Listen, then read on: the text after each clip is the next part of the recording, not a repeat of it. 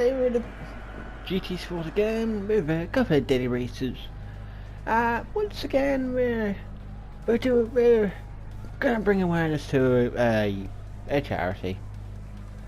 On this occasion, we are basically bringing awareness to Cancer Research UK. But this is not for just Cancer Research UK. It's more for like cancer as a whole.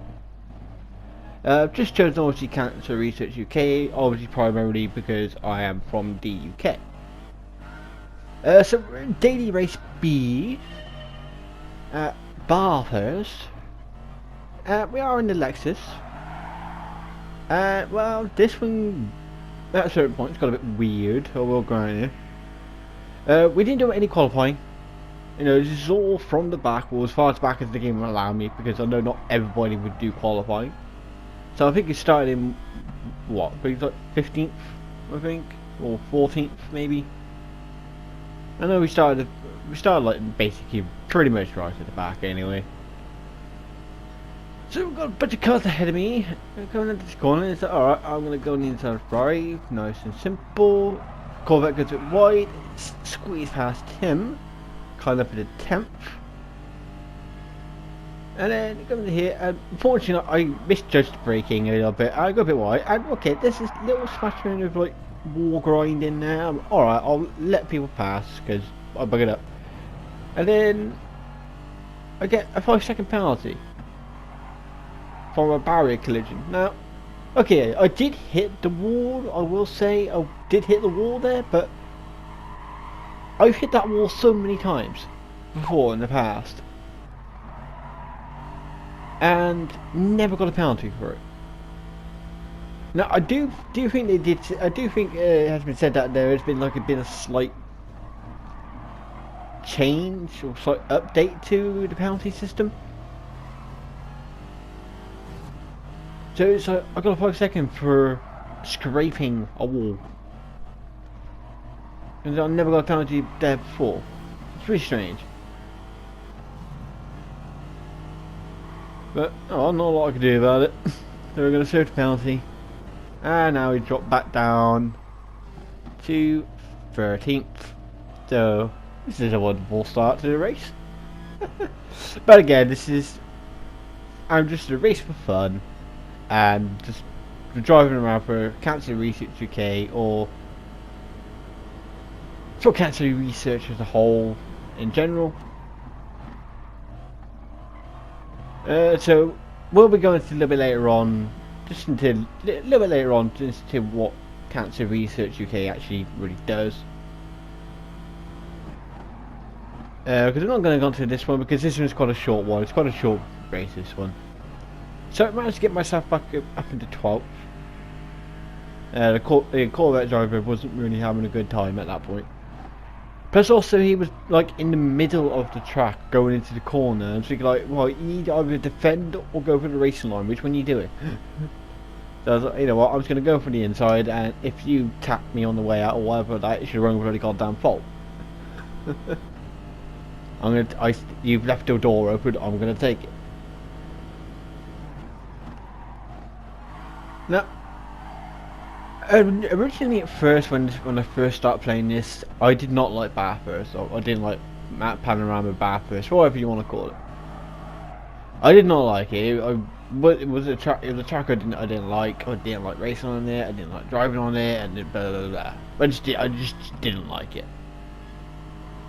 But as I've driven on it a bit more, raced on it a bit more, gone a bit more used to how the track actually is, I don't actually mind it that much now. I'm always still a bit skeptical when it comes to actually racing on it, because I know it can be quite easy for people to go wrong, and I'm aware that it's quite easy to go wrong on this. So, but you know, it's my view on it as over time has changed, and now I think it's not that bad. A bit of a slowish corner there. As you can see, I'm starting to catch up with a few people. Now the Lexus, I think it was the Lexus was the more dominant qualifying car in the top 10. I think the Megane was in there as well, but I think there was it was like a couple of Meganes, mostly Lexus.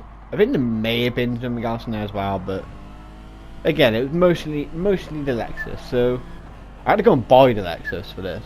Unfortunately, I didn't already have it. I had to go and buy it. But managed to get up to 10th now, so I managed to climb up 2 positions near the end of the second lap. Going to the final lap. Let's just see what I'm actually able to do. Yeah, no, as you can see, not too far off, so I may be able to make up a couple more positions, it's possible.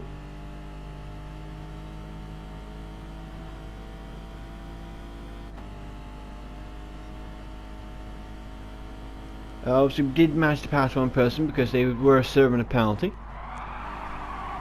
So now coming up to catching up with this group, probably at the worst kind of time. Now here unfortunately the Jag breaks. Hence why there was a little bit of contact between me and him there. Why he broke there, I don't know. Again, he might just be still a newish driver. Because I think this was like... Because at this point my DR rating was a C. So he might have been like a C rated driver or D rated driver. So someone who's still kind of a bit newish.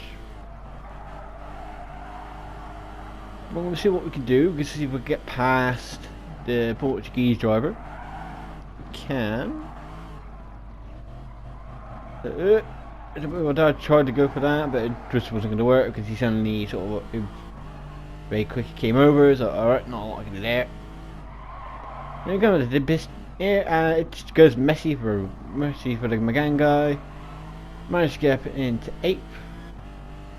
And obviously the Portuguese driver, he's got himself his 1 second penalty, so I'm like, alright, let's just go for you. Get into 7th.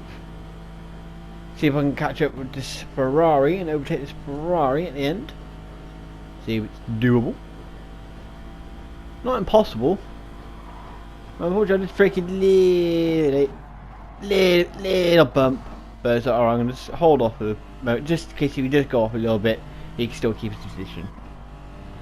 So unfortunately, couldn't make the pass there. There was a little bit of a bump, but again, I allowed him to stay. Made sure I held off a little bit after the bump, just to make sure he stayed off, just in case he went a little bit wide on that corner. But still, finishing 7th after starting in 14th. So not a bad result. Bit mysterious how I got that 5 second penalty, considering I've hit that wall so many times and never got one. So that's kind of a bit weird, but not a lot I can do. But that basically managed to raise up 7 positions in the Lexus at Bathurst. And here we are with race C at Laguna Seca.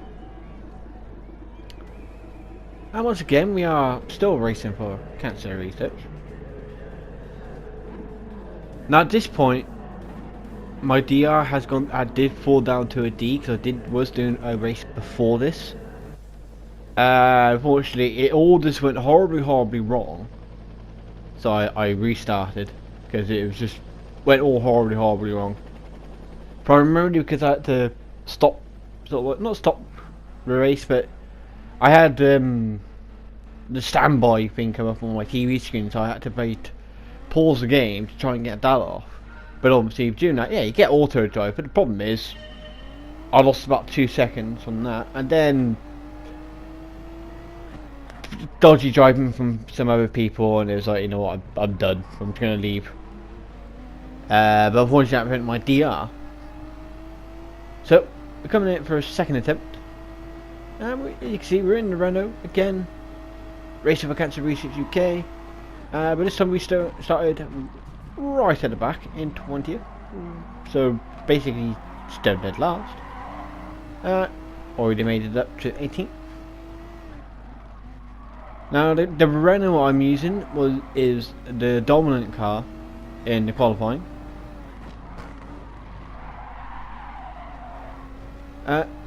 See, this is the thing about this track. I don't know if it's the car or if it's the track. I'm not so sure which one. It's kind of looks a bit like Willow Springs in its into the way that it is. It kind of reminds me of Willow Springs, and Willow Springs can be quite a slippy track. So I've got to put it. So I don't know if it's the car or if it's the track, but this was very slippy. So it's sort of like spending quite a bit of time actually fighting against the car and wanting itself to slide out. But again, I don't know if it's the Renault or if it's the actual truck. I'm gonna tuck it up on the inside. Yep, get up into 12. So in the first lap, I've made up 8 positions. So I'm not doing too badly. Now, okay, I will say, yeah, I do have. I probably a little bit of advantage over 70 drivers in this, by the fact that normally on my main account I'm a B-rated driver, so you know I may have a bit more better racing experience than so many people in this race. But just because your driver rating's higher doesn't necessarily mean that you're going to always do a lot better, even if you're starting right from the back, because you got to think you've actually also got to get past all these people. Considering that you may not know exactly how they are going to drive. So I have to take that into consideration about how these people are going to drive. And as you can see already, we're about halfway through the second lap, and I've climbed up into 10th place. So not going too badly really at the moment.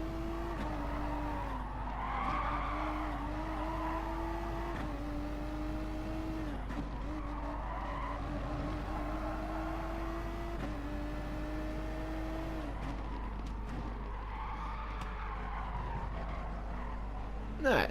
So what was going on between that Spanish driver and the other driver? I don't know. Petty squabbling really, more than likely. But thanks to that I've managed to climb up to 8th. Just set the fastest lap. I did have to pass the lap for a little while in this race, but then eventually I do get dethroned from that by I can't remember the name of some French driver. Right, get past 7th, and we're gonna get past 6th. There we go. Now we're up into 6th. We're just charging through Laguna Seca here. Is that alright? Inside. A bit slower. Getting to 5th, getting to 4th. And we are just charging through. Now, yeah, we're just trying. Those little red things that you see on the corners, they're like little red sausages. Like the yellow sausages that you see on some of the tracks, but on this one they're red. You got to be careful of those things, because they can seriously bugger you up if you hit them wrong. Is that a sense of foreshadowing? Yes. But yeah, you gotta be careful with those things because they can really make you go wrong if you hit them. If you basically hit them in general, normally they can kind of buggy you up a little bit. But I think now that we're sort of going to be by ourselves for a little bit now, I think. So, what is it that Cancer Research UK do? Well, it's pretty self-explanatory in the name of the organisation or the charity. Is that they help raise funds into the research to find ways to beat cancer, cure cancer, basically anything to do with basically getting rid of cancer. It's basically that's basically their end goal. So they help basically fund scientists, fund the research into looking into cures and the ways to beat it. Um, but no, so obviously it's not the only thing that they do. They do obviously probably do help with funding in the ways of like some help groups, in the ways of basically who will be there to talk to people who are either going through cancer or has a family member going through cancer. You know, so they're there to help them with information on things that they can do in a way to, and how to cope with it and how to deal with it and other ways of looking at potential outcomes, or whether it's a bad outcome or if it's a slightly more positive outcome. But they're there, all they, you know, but they're there to basically to be an ear to listen to, as well as also to be a shoulder to cry on, as well as to help give advice to it all. So it's not all just about raising money for research. You know, they're also there to help with support. So now I'm lucky enough that I'm lucky enough that none of my family, as of at the moment, have got cancer. None of my family have died of cancer or anything like that. But obviously there are people out there who are currently going through this, and either are going through cancer themselves, or may know someone who is going through cancer. So I will be leaving a link in the description below to the website of Cancer Research UK. If you wish to either make any kind of donations, or if you just want to find out a bit more about what they do, or if you want to find out a bit more and look about advice for things that you could do. Say if you have a friend who's going through it, you may not know quite how to deal with it, so you can look in their website and you might be able to find some tips and advice that you can try. So I will leave a link in the description below to the charity's webpage,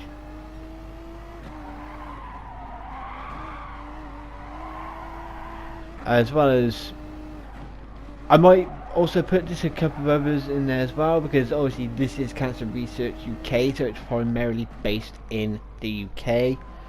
But I will also look for ones that are more globalized, rather than being to a specific country. Try to find one that's a bit more globalized, just in case if you're watching this and you do want to donate, but you're say you're from America, say for example. I'll try and find. I will leave a link in the description for one that is more global rather than nationalized. But yeah, so again, just to basically sum up what Cancer Research UK do, is that any donations and funds that they raise are put into the research to find cures and develop new medicines and treatments for cancer in all its forms, not just any one specific form, but all its forms, because obviously there are many forms of cancer. But also it's a place where you can go to learn about how to deal with cancer, or how to help someone who is going through cancer, even if it's there just to be for someone for them to talk to, you know. So it helps support communities as well as raise money for research into new medicines and treatments. But if you check on the link in the description below, you'll be able to find out more information there if you are interested. But we are now going to get back to the race, and as you can see, I've managed to climb up into second. How I've managed to climb in second, I literally have no idea. I am literally charging through Laguna Seca here. Now I don't know if first place had a bit of an issue at one point, or if it is just generally that I was just faster than him in general. I'm not totally sure. But you know, we're going to see now. I'm actually now starting to lap people. So I slowed down a bit more there, but that's just maybe because I couldn't see through the ghost properly at that point, because the Audi he's driving is already kind of dark, so I couldn't really see the ghost through the ghost too well at that point. But I know soon I get past him, so bosh, we're done. But yeah, I'm charging through Laguna Seca for the cause of charity. Just charging through them.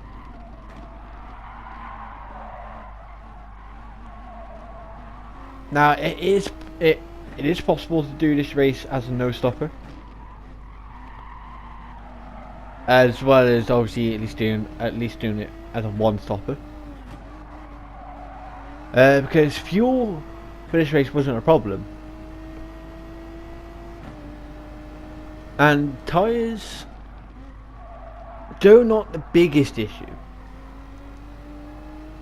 If you do a no stopper, obviously near the end they do become like a little bit of an issue if you haven't managed the tyre wear too well. Now I decided to opt for the no stopper here, so it's just basically I won't pit at all. But I think first place at some point soon. There he goes. He does pit in. Now the only reason why I opted to not do a pit on this was to not try and like get ahead and get in the end, blah blah blah blah blah. But it's more primarily because I know the pit lane in this on the track is long. You know, so at this point you're pitting out, you're pitting out, you're pitting out, you're still pitting out. You know, you would have already just left pits. You know, it's a very long pit exit. I don't know how long technically the pit entry is. I don't think the pit entry is as long, but the pit exit is very long. So that's why I decided to opt to do the no stopper. But as you can see now, I have now managed to climb up into first somehow. But obviously due to speed and burn 2 pitting in, he is going to be able to catch back up, because I would obviously be on worse tyres than he is. So I could have pitted on this. That's the thing. I could have potentially pitted, because it was obviously I was far ahead enough of what was third at that point to most likely still actually come out at least in second. So I could have pitted and actually had the potential to actually potentially catch up with first in the end and overtake, because I was slowly actually catching up with him anyway. But that's a strategy I might try if I do this race again for just a bit of fun. But on this occasion, it was just straight through, no pit stops, push to the end. Let's see what we can do. And so far we're not doing too bad. I mean, I'm still I think about 4 seconds odd ahead, I think. Yeah, I think he's just dropped down to 3 seconds. So there he is, the guy in the Huracan. So he's not massively far behind. So really, I mean, yeah, really, I could have done with him making a mistake. Because even though he's still a few seconds behind at the moment. He is obviously going to slowly start catching up. So by the time we get to like the last lap, we're going to have to probably most likely get quite defensive going into the corners.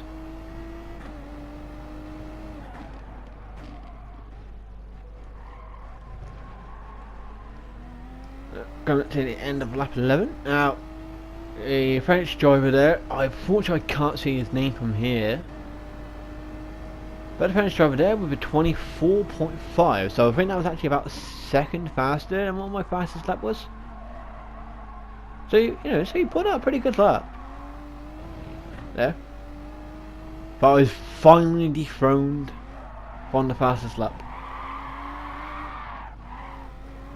That was a bit rough. Now this is the only problem with the no stopper strategy, and probably actually kind of more so this car, I would say, is at this point it can get very slippy. Again, I don't know if it's actually directly the car or if it's the track, but there were points where it was starting to get very, very slippy. Now, obviously, unfortunately, due to that bit of a slide going on, has allowed Speed and Burn 2 to catch up. I've still got a bit of a gap,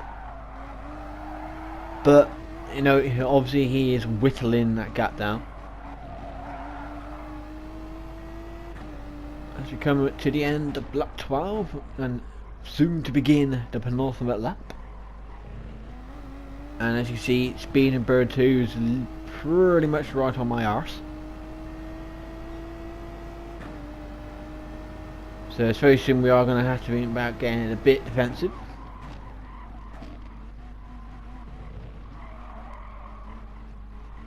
So I had to be a bit careful there because due to my tyre wear, especially that back right, and the slippiness of the track, it was very easy for the car to slide on that corner. And that was one of the ones where it was very easy for the car to sort of like slide out and maybe even potentially go into a spin. This corner, yeah, not so much. Now, I didn't have to worry too much. I didn't have to worry about too much about defending there as such, because I was thinking, he's probably not most likely going to try and make a move here. He might try and make a move up here, going into the corkscrew. But sort of that area in general, sort of like that fast corner and the corkscrew, it's a bit of a risky place to try and do an overtake. So I didn't need to worry too much about defending there.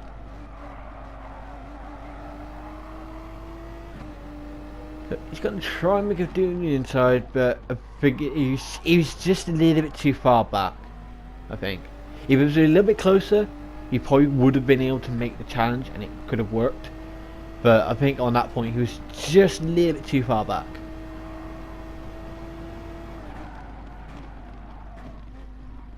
So I'm still holding him off. If I could just get past the corkscrew, then it is potential to actually defend against him for the rest of the race, and actually defend my position and actually bring it home first. But obviously we're doing that, I do have to be a little bit careful. So obviously I had to go for a bit more of a defensive line there, because if I knew if I was going to go for the normal race line, he'd be able to overtake. Now I had to go defensive here, but unfortunately, going back to what I said earlier on about the sausage, it was just unfortunately I clipped the sausage and I didn't cross it. I didn't like go past it the way that I thought I was going to in that corner. So unfortunately it just threw me off the track. And then I thought, screw it, let's cut the corner for good measure. But no, at that point, had dirty tyres. The tyres were starting to cool down immediately. The car's going to be affected by that a little bit. But yeah, unfortunately, just clipping that sausage, rather than going over it, I clipped it, and that kind of threw the car off from turning properly. Unfortunately, made me go off. But again, considering I started at the back in 20th and managed to climb my way up to 2nd, you can't argue. I'm not going to argue with that result. So that's it. Charging for Laguna Seca for Cancer Research UK. And once again, a link will be in the description below to Cancer Research UK website, as well as another cancer charity that will work more globally. So I hope you enjoyed this video. Had a good watch. So please remember to like and subscribe, and share this video with so many friends. And until next time, I will see you all at the finishing line.